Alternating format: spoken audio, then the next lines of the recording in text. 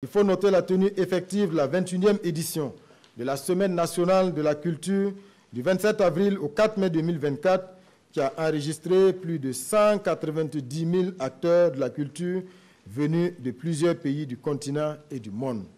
L'organisation réussie du FESPACO 2025, la plus grande manifestation cinématographique du continent, a incontestablement redonné de la visibilité internationale à notre pays sur la scène culturelle.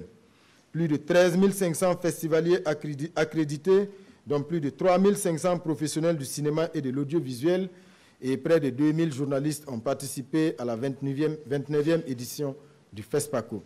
Cette édition a enregistré la participation de 53 pays issus des 4 coins du monde et de 95 directeurs de festivals de films. Les lampions de cette 29e édition du FESPACO se sont éteints le samedi 1er mars 2025 avec le sacre du film Katanga, la danse des scorpions du réalisateur burkinabé Dani Kouyaté, près de 3 décennies après l'étalon d'or reste enfin au Burkina Faso.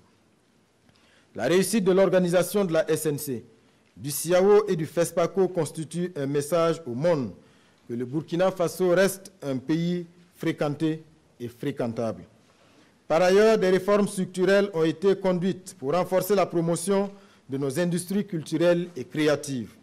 Dans ce domaine, l'on peut retenir la création de l'Agence burkinabé du cinéma et de l'audiovisuel qui permettra d'impulser une nouvelle dynamique dans la structuration et le développement de la filière cinéma, de l'audiovisuel et de l'image animée. L'on peut également citer la création de Faso Tourisme, qui entend conduire des innovations en matière de promotion de la destination Burkina Faso. S'agissant du tourisme, le Burkina Faso a travaillé au renforcement de l'écosystème touristique à travers l'intensification du contrôle de la conformité des entreprises touristiques, le classement des établissements d'hébergement pour garantir des standards de qualité et le renforcement des capacités infrastructurelles. Le domaine sportif n'est pas resté en marge de notre action et les résultats laissent présager des lendemains meilleurs. Je note à ce titre l'organisation réussie de la 35e édition du Tour du Faso avec la participation de 11 équipes venues de plusieurs pays, la tenue de la 2e édition des Jeux nationaux de la relève sportive et l'accompagnement de nos athlètes à 115 compétitions internationales.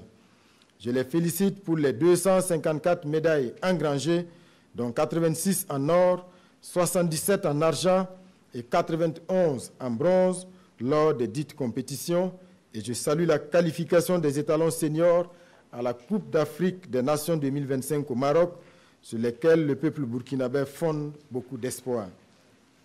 Le gouvernement continuera à créer des conditions favorables au développement du sport. D'ores et déjà, le processus de normalisation du stade du 4 août sera bientôt achevé afin de permettre aux étalons de prester à domicile et de communier avec la population.